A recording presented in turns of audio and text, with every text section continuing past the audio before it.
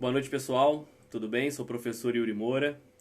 Essa é mais uma aula livre online da Escola Popular de Petrópolis. Hoje a gente vai falar sobre o que aprendemos com a revolta da vacina, movimento que vem no início do século passado e que tem tudo a ver com o período de pandemia que a gente tem vivido aí. Vou aguardar uns 2 minutinhos, esperar o pessoal chegar, dar uma divulgada aqui para a gente começar a nossa aula. Lembrando que essa é a terceira semana de aula livre online da Escola Popular. Nós já temos aí 12 aulas disponíveis, essa é a 13ª.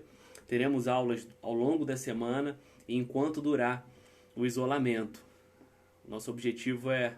Tudo bem, Alan? Bem-vindo. Nosso objetivo é mostrar que a educação é um instrumento útil e fundamental em todos os momentos, ainda mais numa hora como essa, que a gente precisa de união mesmo isolados, que a gente precisa de muita informação e muito instinto, espírito coletivo. Então, aguardar 2 minutinhos, a gente começa a nossa aula livre online. É a segunda aula que eu dou aqui no Facebook para a Escola Popular. Na primeira a gente falou sobre cidades e epidemias, traçamos um pouco historicamente como essas doenças, da gripe até bactérias e outros vírus, estão ligadas ao convívio urbano, como essas epidemias, essas pandemias se disseminam muito mais fácil pela forma como a gente vive, aglomerados em cidades, pela forma como o mundo está hoje, todo mundo se conectando através de navios, aviões, o tempo todo, as pessoas rodando os países. E aí a gente fez nessa primeira aula que está disponível aí no Facebook esse traçado do surgimento das cidades, da forma como a gente vive, como a humanidade está socialmente, economicamente, historicamente, culturalmente, até o fortalecimento dessas epidemias, dessas doenças que atingem tanto a coletividade. E aí eu prometi que ia falar sobre a revolta da vacina. Esperar mais 1 minutinho e a gente começa. Já tem 8 pessoas, boa noite, pessoal. Bem-vindos. Hoje mais cedo o professor André Dávila falou sobre reflexões em tempos de pandemia. Foi uma aula muito boa. Ontem a gente teve a professora Rosana Vieira falando sobre imunidade e essas doenças que estão nos circulando permanentemente. E hoje vou falar um pouco mais de história. Afinal de contas, a gente só pode superar momentos como esse olhando para trás e aprendendo com o que a humanidade, os governos e as sociedades fizeram. Maria Helena, tudo bem? Muito obrigado. Cris, bem-vindos. Bom, pessoal, eu tinha preparado aqui uns cartões para a gente poder acompanhar os títulos, só que eu me surpreendi. Eu tinha esquecido que, como a gente está na câmera frontal do celular, inverte. Eu vou ter que procurar uma solução tecnológica, se alguém que está assistindo esse vídeo tiver uma solução para que eu não tenha que escrever ao contrário, para a gente poder trabalhar essas aulas com cartões. Vou ter que pensar uma outra forma, já que o vídeo está invertido. Vocês podem ver que até as anotações que eu tenho ali atrás, alguns cartazes também ficam ao contrário. Mas, enfim, vamos sem os cartões mesmo e ao longo da aula ou depois dela eu jogo nos comentários alguns artigos, alguns textos e algumas imagens relativas à aula que eu vou dar hoje. Bom, pessoal, a revolta da vacina foi um motim, uma rebelião popular que aconteceu entre os dias 10 e 16 de novembro de 1904. Basicamente, o motivo principal para essa rebelião popular na cidade do Rio de Janeiro foi a obrigatoriedade da vacinação contra a varíola. Lembrando que a varíola é uma doença, uma epidemia histórica, que começou, a gente tem relatos em sarcófagos do Egito Antigo, no qual ali naquela civilização você já tinha casos de varíola, então é uma doença que remonta no mínimo 3.000 anos antes de Cristo e que só chegou a ser erradicada no final dos anos 70, tanto no Brasil quanto no mundo. Então você percebe que a varíola, que é um dos motivos principais ali, a vacina contra a varíola, é um dos motivos principais da revolta da vacina no início do século passado, é uma doença que acompanhou a humanidade por vários momentos, tendo surtos em determinados tempos em diversos países ao longo da história da humanidade. Então foi uma doença muito resistente e que só conseguiu ser erradicada de fato por conta da vacina. E qual é o contexto que a gente pode trazer para entender o que foi essa revolta da vacina? Para quem lembra um pouco disso da época de escola, para quem está pesquisando mais sobre epidemias agora. É importante entender que a história do Brasil não é uma história pacífica. A gente tenta vender essa ideia de ordem e progresso, tenta vender essa ideia de que o povo brasileiro é um povo só cordial, que a gente sempre resolve as coisas de qualquer forma. Uma grande mentira. Ao longo da nossa história, desde que a gente sofreu a invasão aí dos europeus, que é chamado de descobrimento, nós tivemos conflitos absurdos. Até contra a colonização dos europeus, dos portugueses, como também em outros processos, como independência, como a proclamação da República, como contra a ditadura militar, como acontece até hoje. Você vê que a gente estaria aí na nossa 7ª Constituição, numa democracia mais ou menos consolidada, há discussões sobre isso, e ainda assim o conflito faz parte da nossa vida política e social. Nós não temos hoje movimentos pela independência de alguns estados, como já tivemos. Nós não temos hoje tentativa de golpe militar, como já tivemos, por enquanto, pelo menos. Mas a gente vê que a política, isso é normal em qualquer país, em qualquer momento da história, ela tem um pouco de conflito. E no Brasil não é diferente. É que tentam passar para nós uma história de que sempre foi tudo resolvido no acordo. Que a independência foi só um acordo entre pai e filho, que a proclamação da República foi uma coisa só feita de forma amistosa. Na verdade, foi um primeiro golpe militar que a gente teve, e que todos os processos para frente também, assim como a anistia na ditadura militar. Na verdade, não. Sempre teve muita luta, sempre teve muito conflito, e o pior, sempre teve muita opressão contra o povo pobre e o povo trabalhador. E a revolta da vacina veio um pouco nessa esteira. No início do século passado, 1900 e pouco, ali quando a República estava se afirmando no Brasil, a gente teve vários motins, vários momentos de conflito. E a revolta da vacina é um deles, que teve como palco a cidade do Rio de Janeiro, que naquele momento era o Distrito Federal, era ainda a capital do Brasil. Então, quando a gente pensa a revolta da vacina, é fundamental entender que, por mais que o estopim dela tenha sido a lei obrigatória de vacinação contra a varíola, tem todo um contexto anterior que aconteceu ali na cidade do Rio de Janeiro e, obviamente, envolvendo todo o país, que eclodiram esse tipo de rebelião. Foi uma rebelião que envolveu milhares de pessoas na rua, durou dias, quase uma semana, no qual a gente teve gente morta, teve gente deportada para o Acre, teve de tudo. Teve tentativa de golpe militar, e a gente vai falar um pouco sobre isso. Primeiro, é fundamental entender o que era o Brasil e o que era a cidade do Rio de Janeiro, a capital do Brasil, em 1904. Na verdade, vamos puxar um pouco para trás. Em 1902, Pereira Passos é nomeado por Rodrigues Alves, que era então presidente, que teve o governo de 1902 a 1906. Rodrigues Alves nomeia Pereira Passos como o prefeito da cidade do Rio de Janeiro. E o que o Rodrigues Alves queria dentro desse contexto? Fazer com que o Rio de Janeiro se transformasse numa cidade moderna, numa cidade parelha ao que eram as cidades da Europa já naquele momento. O Rio de Janeiro era um lugar que tinha toneladas de lixo nas ruas, era um lugar com ruas estreitas, era um lugar cheio de casarões transformados em cortiços, era um lugar com extrema pobreza, era um lugar considerado do atraso e até mesmo insalubre. Para vocês terem ideia, alguns navios europeus e estrangeiros chegavam no porto do Rio de Janeiro e muitos dos que estavam nos navios não queriam descer. A imprensa tem relatos disso, porque consideravam que se pisassem no Rio de Janeiro podiam pegar uma das muitas pragas que tomavam conta da cidade. A própria varíola, a peste bubônica, que é a peste negra, considerada aí na história muitas vezes como peste negra, que vem de uma pulga que fica no rato e depois pica a gente.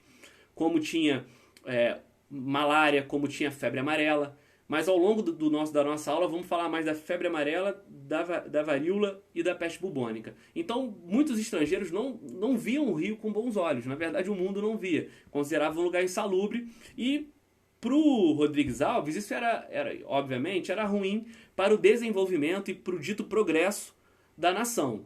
Porque se a gente não conseguir mostrar que a cidade do Rio, a capital do Brasil, é desenvolvida, é moderna, como é que a gente vai atrair pessoas? Como é que a gente vai atrair investimentos? Como é que a gente vai estabelecer relações comerciais e econômicas com outros países? Então Rodrigues Alves assume a presidência, nomeia Pereira Passos como prefeito da cidade do Rio, e eles começam um grande processo de reforma urbana, conhecido também como Bota Abaixo.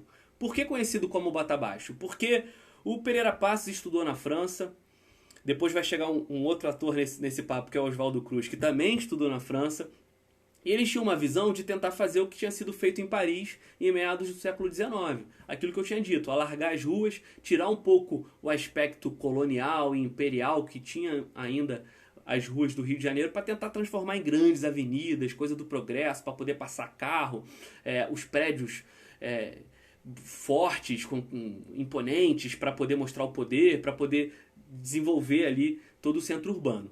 E aí ele nomeia Pereira Passos, que faz o quê? Começa a botar tudo no chão. Ele pega um centro do Rio de Janeiro que era ocupado por muitas famílias de trabalhadores, e é importante entender alguns processos que fizeram com que o Rio de Janeiro ficasse cheio. Na virada da proclamação da República, o Rio de Janeiro tinha em torno de 500 mil habitantes. Quando chega em 1904 a 1906, o Rio de Janeiro já tem 811 e tantos mil habitantes.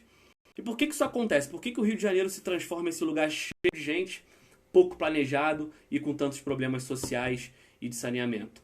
Porque a gente sabe que alguns processos aconteceram no Brasil da virada do século XIX para o século XX. A gente pode citar uma industrialização que fez com que acontecesse uma migração populacional dentro do próprio país. Muitas pessoas saíram das regiões rurais e foram para as cidades, e não eram tantas grandes cidades assim na época. O Rio de Janeiro era uma das poucas, Salvador, Santos e São Paulo ali desenvolvendo, Porto Alegre, mas então teve uma migração, um êxodo rural das pessoas saindo do campo e indo para as cidades. Isso fez com que as cidades, ainda muito antigas, não conseguissem acompanhar. Você teve uma séria crise econômica, uma séria crise econômica que aconteceu ali no final do século XIX. Você tem ainda um processo importante, que é a abolição da escravidão, em 1888. A gente sabe que teve muita resistência do povo negro, foram várias leis ao longo dos séculos que foram terminar ali na abolição da escravatura, mas quando ela acontece, você simplesmente faz isso sem nenhuma política de compensação aos negros que foram escravizados. Então você também tem uma migração ali desse povo negro que não conseguia emprego, que não conseguia habitação e que é também jogado nos centros urbanos sem nenhum trabalho, sem nenhuma perspectiva. Então as cidades incharam por conta de todos esses processos. E esses processos vão fazer com que a cidade tenha esses problemas que eu disse, que são problemas de convívio, são problemas de higiene. E aí o Rodrigues Alves e o Pereira Passos vão falar, vamos botar tudo no chão. Porque aquelas mansões que foram construídas no Brasil colonial e no Brasil império, e que ostentavam ali no centro do Rio de Janeiro, no centro da capital do Brasil, foram se transformando no que a gente chama de cortiços. Por quê? Muitas pessoas começaram a morar ali, alguns por ocupação, outros porque os donos dos casarões dividiram os casarões em vários pequenos cômodos, e aí você tinha um grande adensamento de pessoas nesses pequenos espaços. E aí a gente está falando do início do século passado. Estamos falando de pessoas que muitas vezes viviam junto de animais, assim, galinheiro sendo criado no meio urbano, tua vaca leiteira no teu quintal. A gente lembra que eram pessoas que viviam na margem da pobreza e o poder público não tinha política alguma de saneamento básico. Inclusive hoje nós temos dificuldade com isso, 48% da população brasileira não tem acesso à água tratada e tratamento de esgoto. Então imagina isso no início do século passado. Então esse monte de gente morando em situações precárias, em cortiços, no momento no qual o Brasil era menos desenvolvido do que é hoje, com uma série de situações das cidades estarem enchendo, com a industrialização, com a mão de obra vindo dos campos, a gente criou um problema social absurdo. E aí Pereira Passos, a partir da permissão de Rodrigues Alves, começa a fazer essa política do bota abaixo, essa política de reformas urbanas que vão mudar totalmente a cara do Rio de Janeiro. Você pode ver que hoje o que a gente chama de Avenida Rio Branco foi criada nessa época. Era considerada a Avenida Central, mas é uma obra que deu o contorno que o centro do Rio de Janeiro tem hoje, naquela época já. Você tem o prédio da biblioteca, você tem o prédio do Teatro Municipal. São prédios que foram construídos ali, preservados na esteira dessa reforma de Pereira Passos. Só que o Rodrigues Alves, presidente, além de ter nomeado Pereira Passos, que era engenheiro, prefeito, para cuidar dessa parte, ele também resolveu chamar uma pessoa chamada Oswaldo Cruz, que era um sanitarista, um sujeito que também tinha estudado na França, e trouxe o Oswaldo Cruz para ser diretor-geral de saúde pública para poder combater essas pragas que eu tinha dito para vocês que eram fruto justamente desse adensamento de pessoas no centro urbano, fruto dessas condições bizarras que as pessoas viviam. Então não adiantava só botar no chão o que eles consideravam feio esteticamente, o que eles consideravam insalubre. Era fundamental também cuidar das pragas, mudar a forma de higienização das pessoas, mudar as questões sanitárias para que o rio também não tivesse mais essas doenças, principalmente a febre amarela, a varíola e a peste bubônica. Então o que eles fazem? Oswaldo Cruz vai cuidar desse aspecto de saúde da reforma urbana.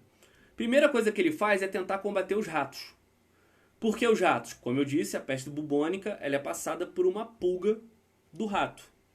Então, o que ele pensou? Se eu conseguir acabar com o vetor dessa doença, que no caso é o rato, é quem pega a doença, né, e passa para o ser humano, através dessa pulga, eu consigo acabar ou controlar minimamente a epidemia de peste bubônica. Então eles começaram um grande trabalho, principalmente nos portos, porque os portos são lugares que possuem muitos ratos, né, por conta de navios, que sempre trânsito, de coisas guardadas, de alimentos guardados. Então, além de uma reforma nos portos, eles começam também essa procura de combate aos ratos. Inclusive, eles vão propor uma política de comprar ratos da população.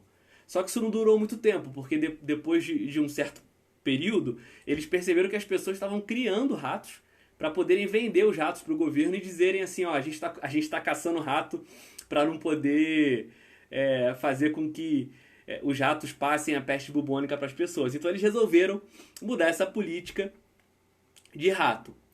Uma outra coisa que foi feita, e aí com foco na febre amarela, foi combater o vetor dos mosquitos.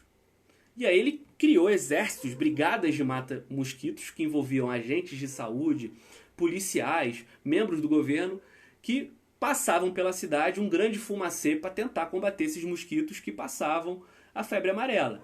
Só que tanto a questão de combate aos ratos quanto a questão de combate aos mosquitos era muito truculenta.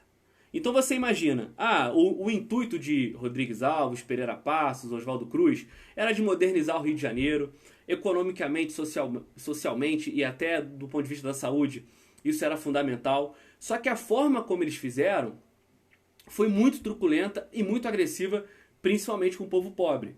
Porque quando eles derrubam Cortiço, quem morava em Cortiço? O povo pobre. Eles tiram o povo pobre do centro da cidade e jogam para outros cantos, principalmente para os morros. As favelas surgem no processo anterior, mas elas se desenvolvem muito a partir dessa reforma urbana do Pereira Passos. Elas se transformam no que são hoje, principalmente porque eles tiram pessoas ali que moravam nesses casarões no centro e retiram, fazem essa remoção e elas acabam ocupando os morros. Isso já gera uma crise social absurda, né? As pessoas não queriam isso. E aí, com as medidas de Oswaldo Cruz, eles invadem as casas das pessoas para matar mosquito, para caçar rato. E toda essa política violenta, que tinha um bom intuito de saneamento básico, de reforma urbana, se transforma em algo totalmente antipopular. Porque imagina só, você morava num lugar, demolem a sua casa e te mandam para qualquer lugar. Você tá lá na sua casa, vem alguém entrando de forma bruta para matar mosquito, para caçar rato. As pessoas não vão topar isso.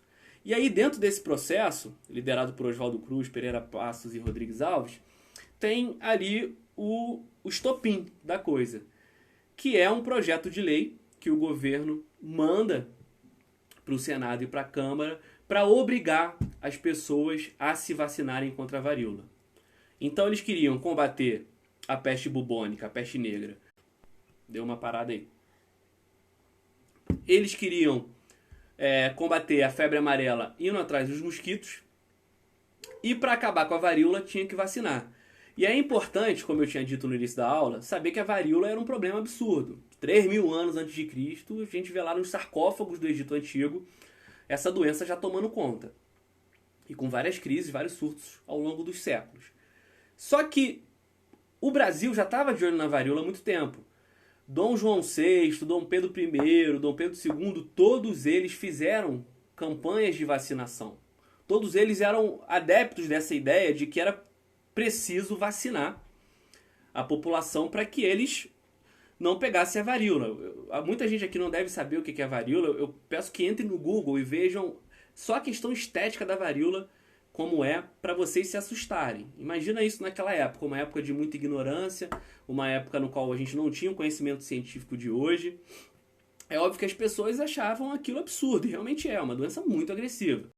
Então, desde lá de Dom João VI, passando por Dom Pedro I e Dom Pedro II, está falando do século passado. Então, a revolta da vacina é 1904. Eu estou falando do século passado inteiro.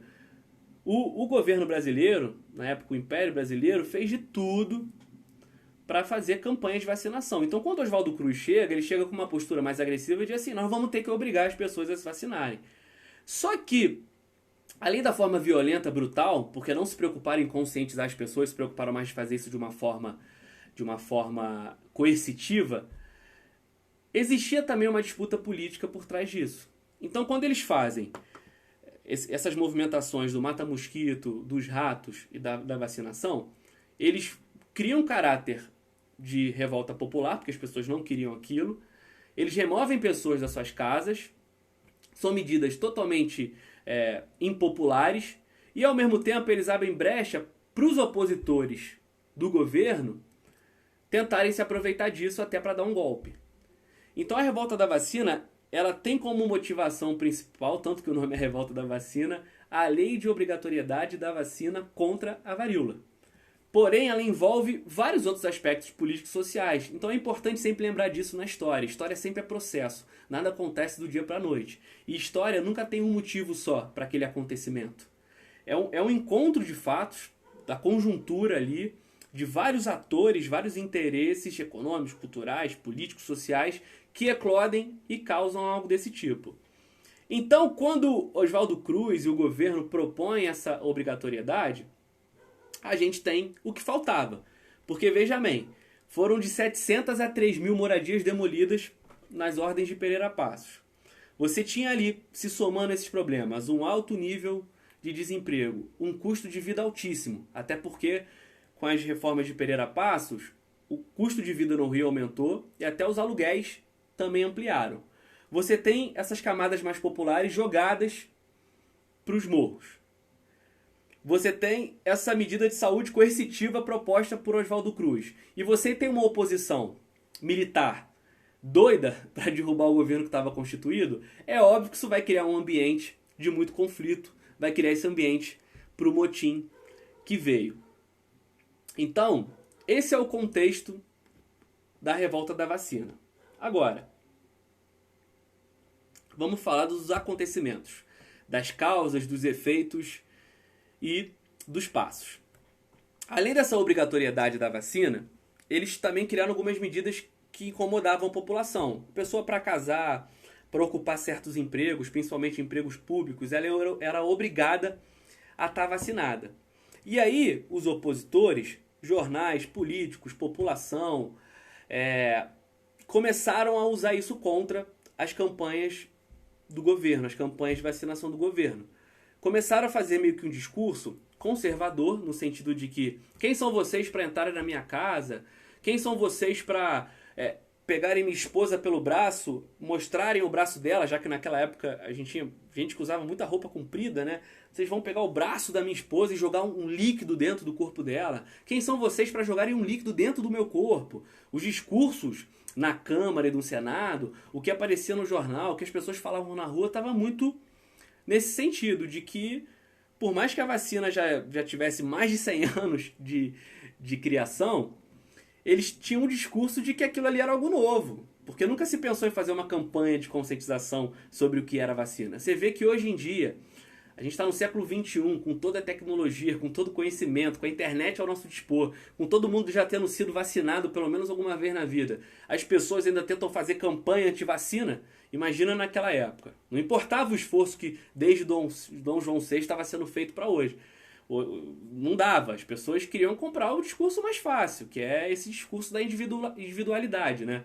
No meu corpo, ninguém mexe. Infelizmente é o que está acontecendo hoje até com o isolamento. Ah, meu direito de ir e vir. Mas tá bom, e o direito coletivo do bem comum à saúde pública? Então essas coisas já aconteceram naquela época, por isso que o tema da aula é até o que aprendemos com a revolta da vacina. Não parece que aprendemos muito. Mas enfim, jornais, políticos, militares e a população acabaram montando uma liga, uma organização, uma espécie de uma associação, um movimento contra essa vacinação obrigatória. E aconteceu tudo muito rápido.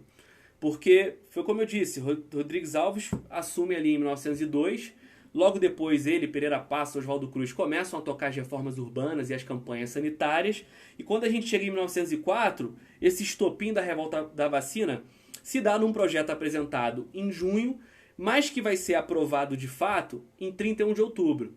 E a imprensa vai cair de pau em cima, vai divulgar o absurdo que é as pessoas serem obrigadas a se vacinarem. E aí no dia 4 de novembro, no dia 10 de novembro, a gente vai ter essa eclosão da revolta. E como é que se deu esse processo da eclosão da revolta da vacina? Primeiro, na agressividade contra esses funcionários públicos do governo que iam acompanhados até da polícia na hora das vacinações. Tinha político na época que defendia até o direito à bala. Assim, se entrar na minha casa para tentar vacinar a minha família, eu vou largar o dedo, eu vou dar tiro. E aconselho parte da população a fazer o mesmo.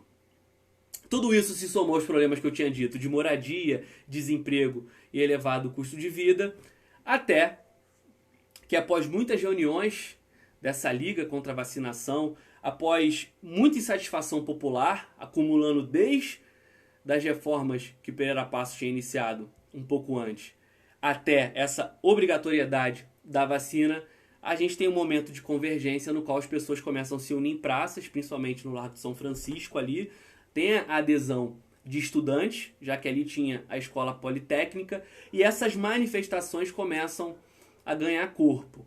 E aí, num primeiro encontro, essa manifestação já sofre uma alta repressão da polícia.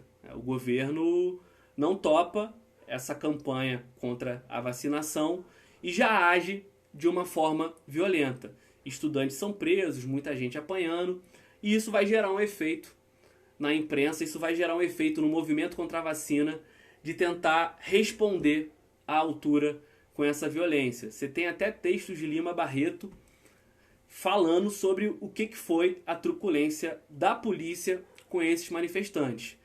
Então é isso, se você for avaliar que a população estava apanhando, tendo sua casa derrubada, os mais pobres principalmente sendo criminalizados, sendo jogados para os subúrbios, e esse projeto de urbanização, esse projeto de campanha sanitária de Oswaldo Cruz, agindo de forma violenta nas casas das pessoas, por mais que tenha ali até um fundo de perspectiva de saúde pública, isso tudo vai causar essa confusão. E aí você vai ter essa ocupação do centro do Rio de Janeiro, já a partir do dia 10, e essas mobilizações a partir da truculência da polícia vão crescer e vão durar dias. Você tem até a construções de barricadas ao longo da cidade.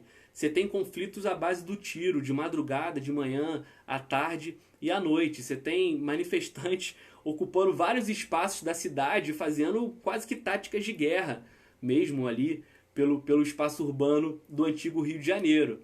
E como as reformas de Pereira Passos ainda estavam em andamento, ainda faltavam algumas avenidas a serem inauguradas, alguns prédios estavam em construção, a população começou a se aproveitar até dos materiais que estavam ali de obra para combater a polícia, para combater o exército. Pegava pedra de pau, pegava paralelepípedo, montavam barricadas, quebraram os lampiões, que era a forma como a gente tinha a iluminação pública naquele momento, tanto que a revolta também é conhecida como revolta do quebra-lampião. Então pegavam trilhos de bonde e usavam como armamento, usavam também para fazer barricada. Nesse contexto surgem até figuras importantes, como é o caso do Prata Preta, Tem até um bloco de carnaval ali na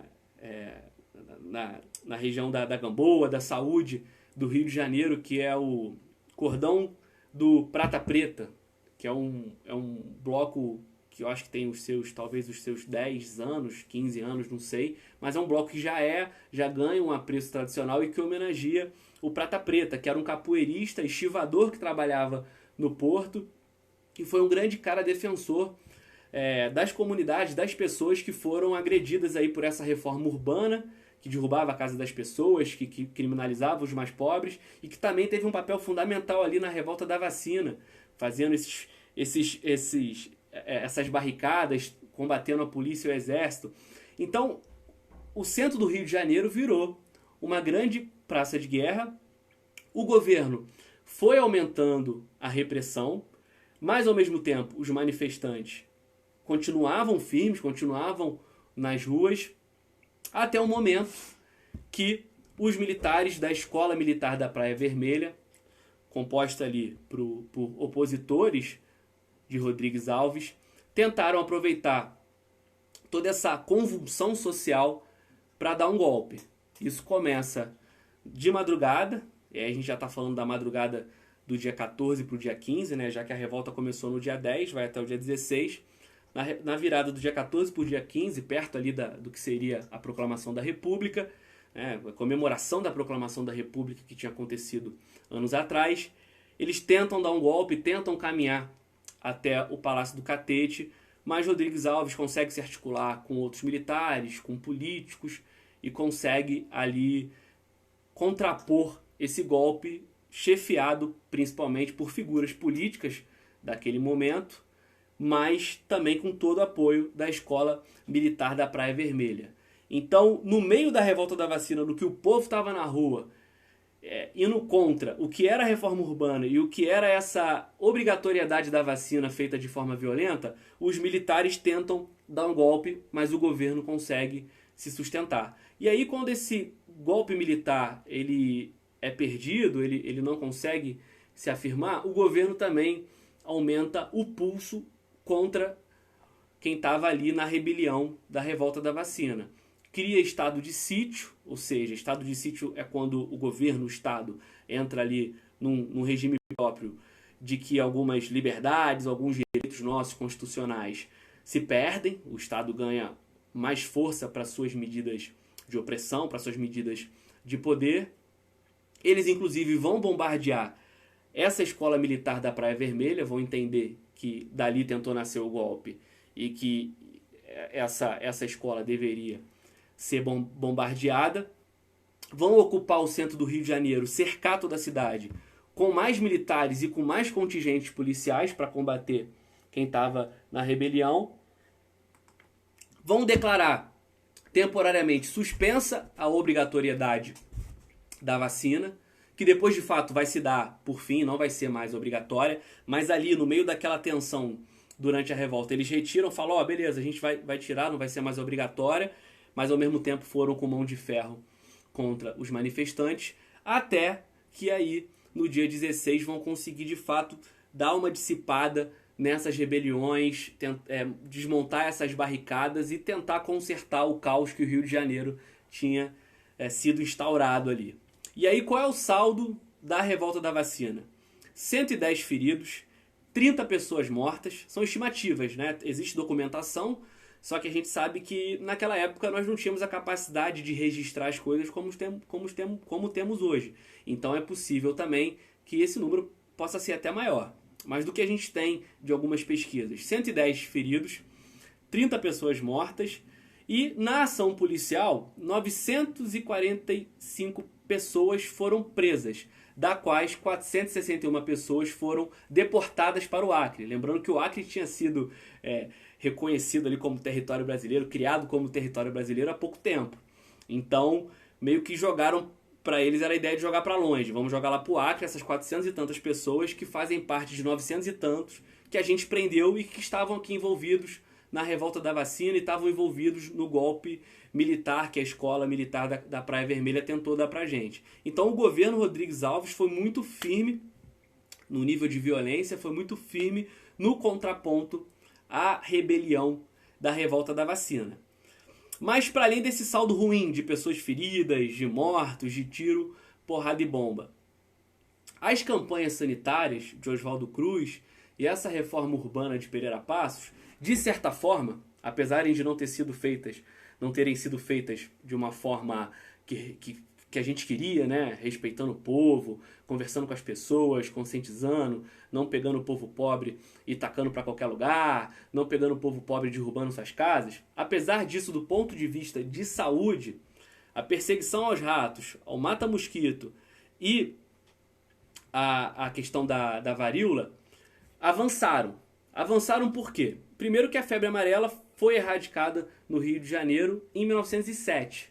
Então, 3 anos depois ali da revolta da vacina, depois de alguns anos de ação de mata-mosquito, das brigadas de mata-mosquito de Oswaldo Cruz, você consegue erradicar a febre amarela no Rio de Janeiro.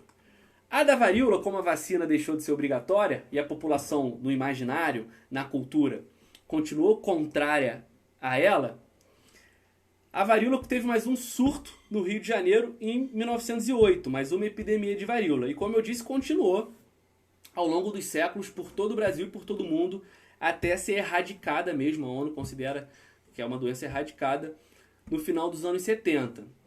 Então a chata da varíola, que ficou desde lá dos sarcófagos, 3.000 anos antes de Cristo, no Egito Antigo, e continuou, né, pentelhando o mundo, matando gente pra caramba, milhões de pessoas, ela só vai ser erradicada em 1900, no final dos anos 70, e ao mesmo tempo as medidas que Oswaldo Cruz tentou fazer, infelizmente, não deram muito certo. Mas foi importante o trabalho de Oswaldo Cruz, porque foi justamente a partir dessa ideia de saneamento básico, de pensamento sanitário, de saúde pública, de higiene, de prevenção, que a gente foi constituindo a nossa política de vacina, a gente foi constituindo a nossa política de saneamento urbano, a gente foi constituindo a importância do poder público se preocupar com a saúde das pessoas. Se você for olhar o início do século passado, você tinha meia dúzia de casas de misericórdia, que atendia muito pouco a população. Você não tinha um sistema de saúde público constituído, como a gente tem hoje o SUS, criado na Constituição de 88, fortalecido com a lei orgânica dele um pouco depois. Você não tinha nada, você não tinha ideia de direito à saúde para a população, principalmente mais pobre. Então, com esse trabalho de Oswaldo Cruz, acabou que os departamentos, as direções, as unidades de saúde dentro dos governos foram se fortalecendo e um pouco depois, se eu não me engano já nos anos 30, vai ser criado o Ministério da Saúde justamente por esse acúmulo de políticas e da forma inteligente de tratar a saúde pública que Oswaldo Cruz propôs. Então, qual é o grande lance da revolta da vacina? Primeiro isso, que eu tinha falado bem no início da aula. Entender que o povo brasileiro não é um povo pacífico, que a gente teve muita conturbação e muita disputa nos centros urbanos, até mesmo no meio rural, pelo poder, pela política, pelos caminhos da sociedade brasileira. Nós não somos só um povo cordial como tentam nos taxar. Nós somos um povo que brigou e gritou muito. É importante a gente resgatar esse caráter para a gente não aceitar qualquer coisa que nos imponham. Segundo, as medidas lá de Rodrigues Alves, Pereira Passos, Oswaldo Cruz foram importantes porque economicamente, socialmente e do ponto de vista sanitário avançaram no Rio de Janeiro e esse modelo depois vai ser espalhado por todo o Brasil, mas foram muito agressivas e covardes com o povo mais pobre. E infelizmente, alguns governantes ainda assim atuam da mesma forma. É só você pensar no que foram as remoções durante a Copa do Mundo e as Olimpíadas recentemente. Você sempre tira o povo pobre do meio do caminho para esse progresso que os governos e o interesse do capital, do mercado propõem, e não dá sequer uma reparação, uma compensação para esse povo que perde o pouco que tem. Suas casinhas, sua forma de viver. Então isso se repete até hoje.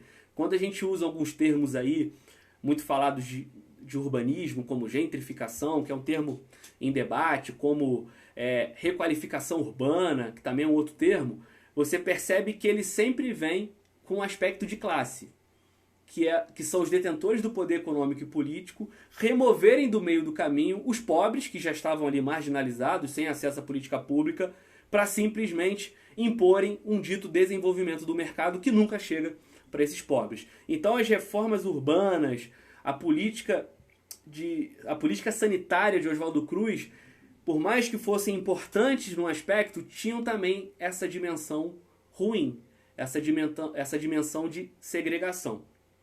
Uma outra coisa importante que a revolta da vacina deixa pra gente são as tentativas de aproveitamento político por parte de alguns atores.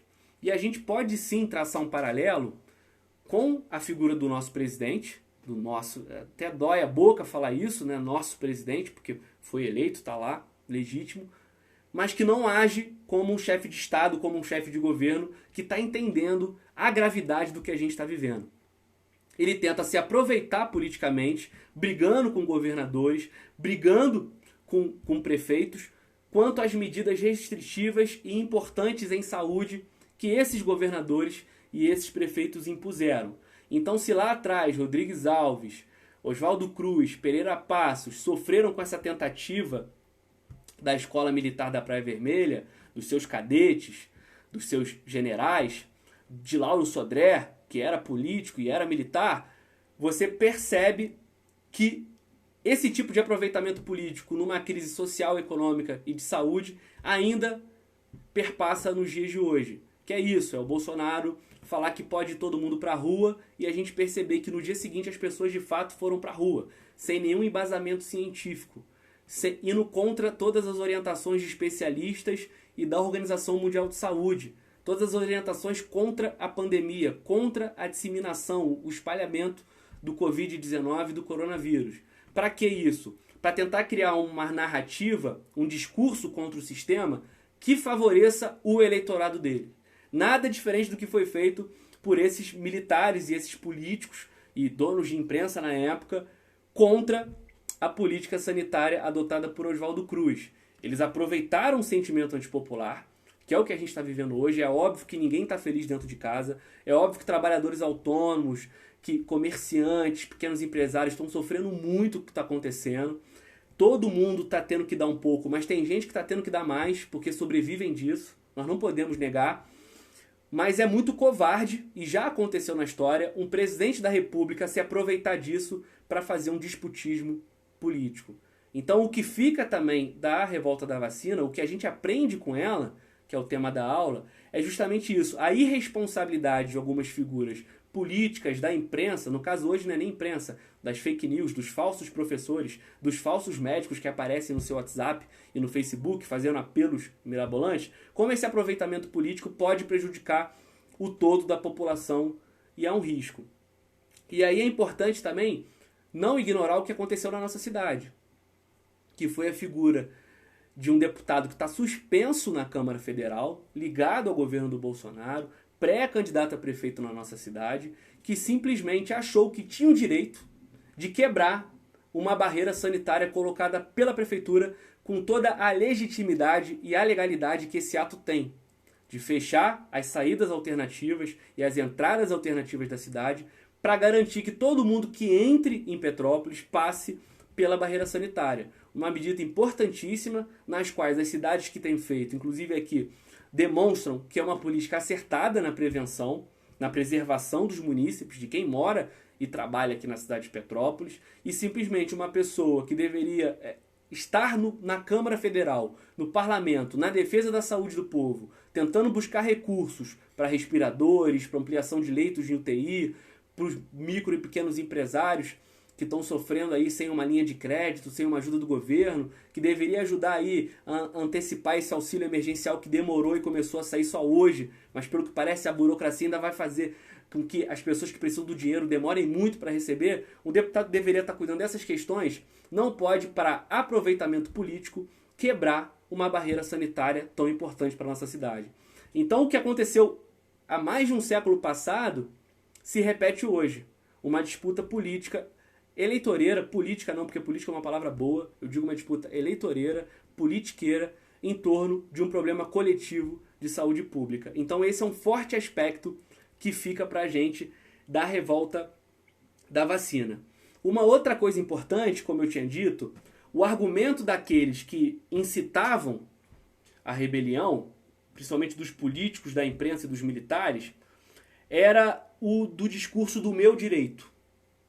A Liga contra a Vacinação Obrigatória, essa organização que se montou, e era plural, tinha do estudante até o militar, ela tinha muito esse argumento conservador, principalmente na boca dos seus deputados e senadores, de que vocês não podem entrar na minha casa, de que vocês não podem me vacinar, de que é meu direito mandar bala no funcionário público que bater na minha porta. Esse direito egoísta, covarde e individual é totalmente fora da realidade em qualquer momento, mas principalmente em momentos de pandemias, na qual a nossa ação individual interfere e muito na coletividade. Então hoje, tentando fazer um paralelo do que era esse discurso desses políticos naquela época, é como se eu chegar e falar assim, gente, eu tenho meu direito de ir e vir. Mas eu te pergunto, juridicamente, o seu direito de ir e vir é maior do que o direito à vida de toda a sociedade? É o maior do direito à saúde pública de toda a sociedade? Então seria como se eu, no meu direito de ir e vir, começar a andar pela rua e ignorar a pandemia, esquecendo que eu posso ser um transmissor dessa doença, que vai atingir pessoas que estão totalmente expostas.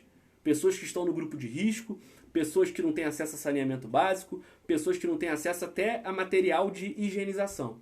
Então esse discurso que foi usado lá atrás da Liga contra a Vacinação é o discurso que está sendo usado hoje por esses aproveitadores políticos que querem combater as medidas importantes de saúde pública com um simples discurso do meu direito.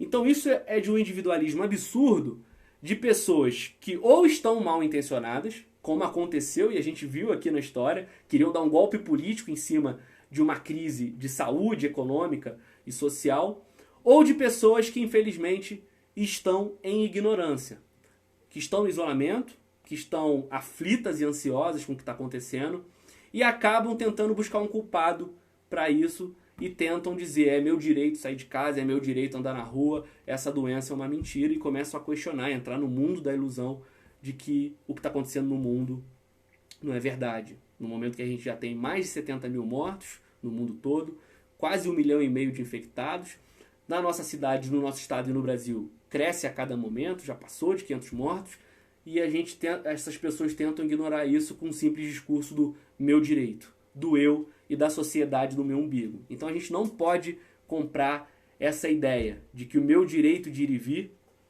que agora está totalmente em segundo plano, porque existe um debate do direito das pessoas a viverem, é maior do que os problemas que a sociedade impõe, do que o momento que a gente vive está colocando. Então, esse entendimento de que eu faço parte da sociedade foi fundamental nessa época da revolta da vacina. Infelizmente ele não surgiu, tanto que o governo foi por esse caminho da coercitividade, que é o caminho errado, mas naquele momento já não tinha o entendimento de que eu tenho que me vacinar pelo bem da sociedade, e ele se estende até hoje, de que eu não vou ficar no isolamento, porque eu acho que essa doença é uma mentira, mesmo eu vendo que isso está em todo lugar, mesmo eu vendo pessoas sendo internadas, mesmo eu vendo casos como no Equador de pessoas caindo mortas na rua, porque ali também não se fez uma política de prevenção ou de medidas restritivas. Então é um pouco disso. E por que é importante falar da revolta da vacina perante ao que vai vir, não só ao que está? Nessa semana, o próprio governador Dória, lá de São Paulo, João Dória, disse que, a princípio, a polícia vai fazer uma abordagem orientativa com as pessoas. De quem não estiver no isolamento, a polícia vai tentar orientar. Como tem orientado em vários lugares aí do Brasil, em várias cidades, né? Carros da Defesa Civil, dos bombeiros e da própria polícia, anunciando a importância de ficar em casa, falando com a população. Só que o Dória, ele inaugurou um outro discurso que é o seguinte, ele disse que se precisar de um pouco de autoridade, a polícia do estado de São Paulo vai usar dessa autoridade para garantir que as pessoas fiquem no isolamento. Então, esse paralelo com a revolta da vacina é importante porque a gente aprendeu que, ao mesmo tempo que é importante o governo ter uma mão firme em alguns aspectos para garantir o interesse coletivo, ele não pode ser autoritário. E se a gente entrar no momento ao qual a gente não consegue conscientizar as pessoas sobre a importância do isolamento, e a polícia ficar autorizada a agir de forma coercitiva e violenta contra as pessoas para garantir esse isolamento, a gente pode sim entrar num novo momento de motim, de convulsão social, de convulsão popular contra as medidas de combate ao Covid-19. E o que sai disso? O que sai da revolta da vacina? Mais pessoas feridas, mais pessoas mortas, e o principal, a gente não vai conseguir combater a doença que chega agora no seu momento de pico no Brasil. Porque talvez a pior coisa que tenha acontecido de saldo da revolta da vacina, além das vidas que foram perdidas no conflito, é claro, foi o fato de que a varíola ficou jogada num canto do debate. Todo mundo esqueceu da varíola. É o ato de que eu não quero ser vacinado porque o corpo é meu e que se dane, e o ato do governo obrigar você tem que ser vacinado e que se dane. Acabou que não se combateu a varíola. Em 1908, logo depois, ou seja, 4 anos depois, nós tivemos mais uma grande epidemia de varíola no Rio de Janeiro, e essa doença só foi ser resolvida décadas depois.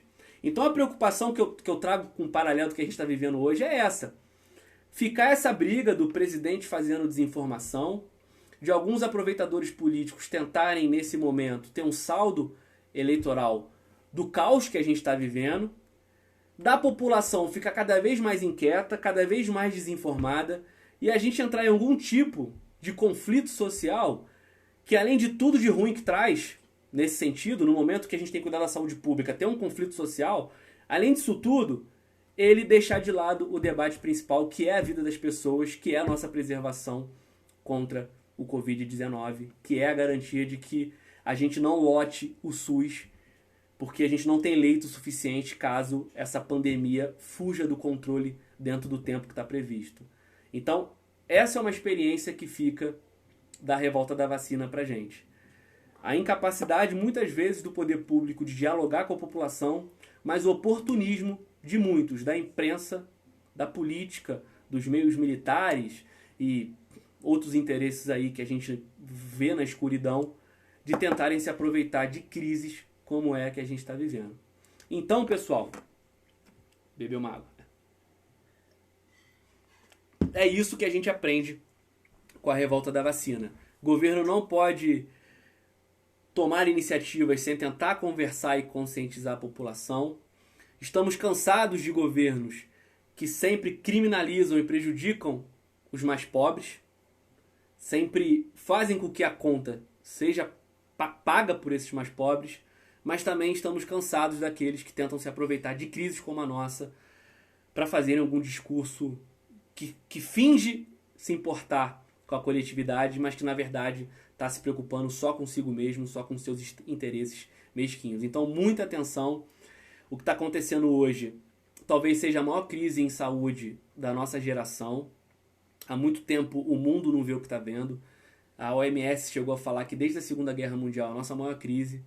Mas, para além disso tudo, é fundamental entendermos o nosso papel histórico dentro destes acontecimentos.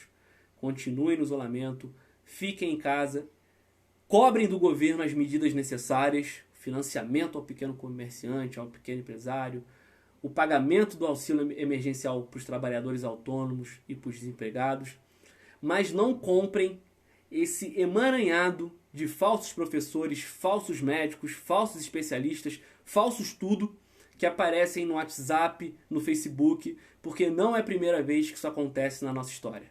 De gente mentindo covardemente e prejudicando a população. Se lá atrás, na revolta da vacina, eram alguns veículos de imprensa, agora é um bando de gente, um bando de robô operando no WhatsApp para tentar desinformar a população e tirar algum proveito disso. Se cuidem.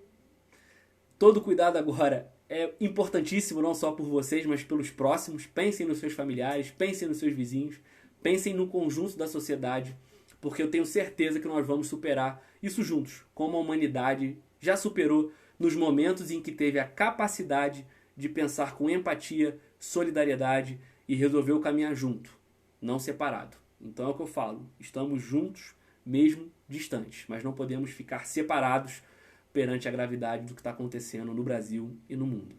Pessoal, essa foi mais uma aula livre online da Escola Popular de Petrópolis. Quero agradecer a todos os educadores e educadoras que estão com a gente diariamente aqui.